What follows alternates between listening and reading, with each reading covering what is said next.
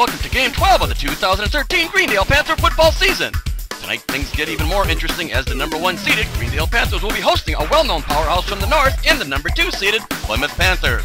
Not only do they share the same mascot, they also run similar offenses as both teams love to throw the ball. Plymouth is a member of the Eastern Wisconsin Conference and finished as the conference champion with a 10-1 record, while Greendale is also a conference champion and coming in with a 11-0 record.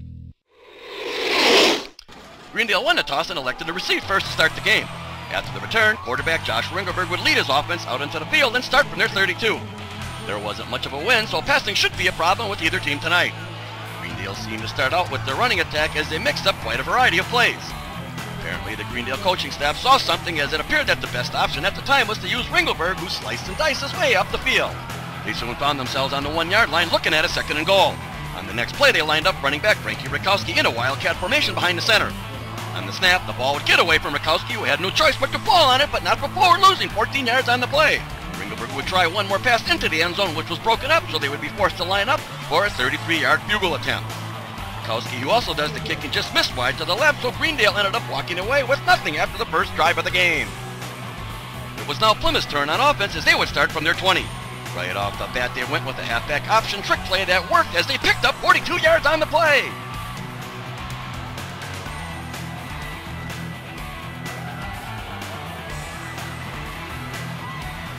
They finessed their way all the way to the 5 and 3 more plays before fumbling the ball behind the line of scrimmage, of which Greendale's Alan Dundee would recover. The home team now had the ball on their 7. They managed to get the ball to the 26 before being forced to punt back to Plymouth. After the kick, Plymouth would be starting from their 39. 9 plays later, they crossed the goal line from 1 yard out as Brad Traco would carry it in for the score. Kicker Jack Hagenbottom would split the uprights, making the score 7-0 with 1:09 left in the opening quarter of play. After the ensuing kick, Greendale would start from their 20 after a block in the back penalty was assessed. They mixed up the play calling as they always do, taking the game into the second quarter.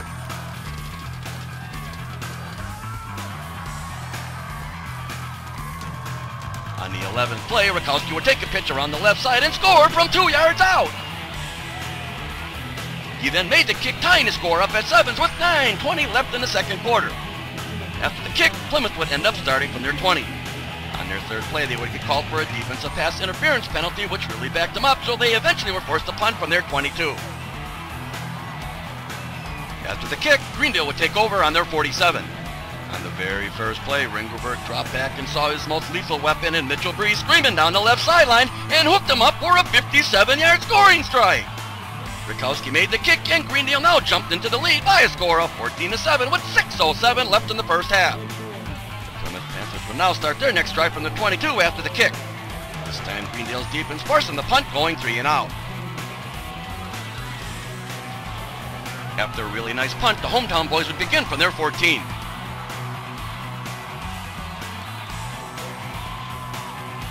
Took them just 3 plays to scale the turf as Ringelberg connected with Doug St. Ange from 37 yards out for the score.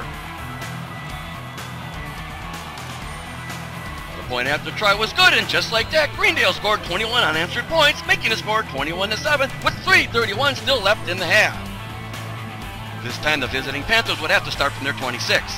Greendale's defense seemed to be taking care of things, but on the 4th play of the drive, quarterback Colin Neals would find Colin Dezine way downfield for a huge 48-yard pass reception.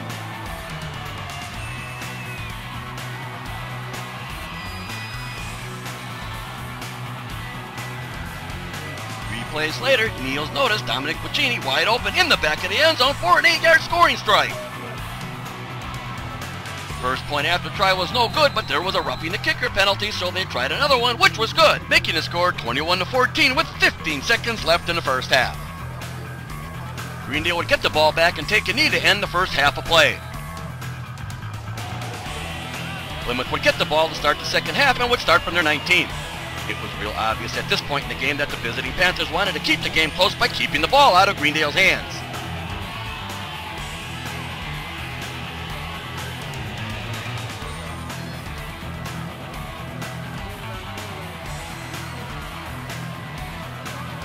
put a huge 16-play drive together that ended up going south as Greendale's linebacker Nate Miller collected a tip pass on his 3 and returned it all the way to his 34.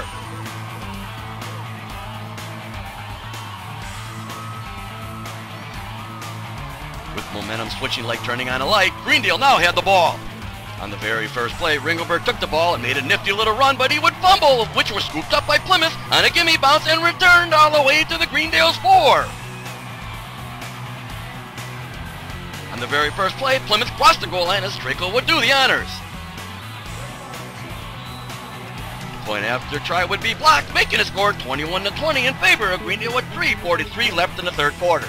Greendale would get a nice return on the ensuing kick and would start from their 35. They put 9 plays together, getting the ball all the way to midfield before having a punt back to Plymouth. On the play, Breeze would get off a huge kick with a nice roll that would be down on the Plymouth 1-yard line. Plymouth had to be very careful now, for their entire backfield was lined up in the end zone. They ended up having a punt from the end zone as they went 3 and out. After a poor kick, Greendale found themselves looking at a short field as they would be starting from the Plymouth 37. 3 plays later, Ringelberg would zigzag his way into the end zone from 9 yards out for a touchdown. Bukowski made the kick and the score was now 28-20 with 8:42 now left in the game. The Plymouth Panthers would start their next drive from their 28. They would be forced to punt 6 plays later as Greendale's defense seemed to now turn up the heat.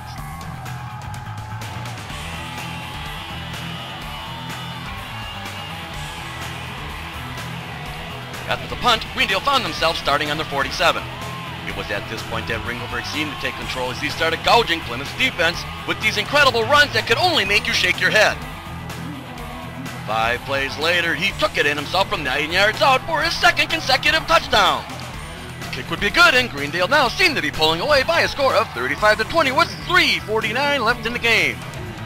Plymouth would have to start from their 35 after the kick. They needed to move quickly as they were now 2 scores behind and the clock was getting low. On the very first play, they would complete a 40-yard pass all the way to Greendale's 25. On the very next play, they completed another pass play, and now they were on Greendale's 14. Then, just like that, Greendale sacked the quarterback 2 times in a row, which backed Plymouth up all the way to their 35.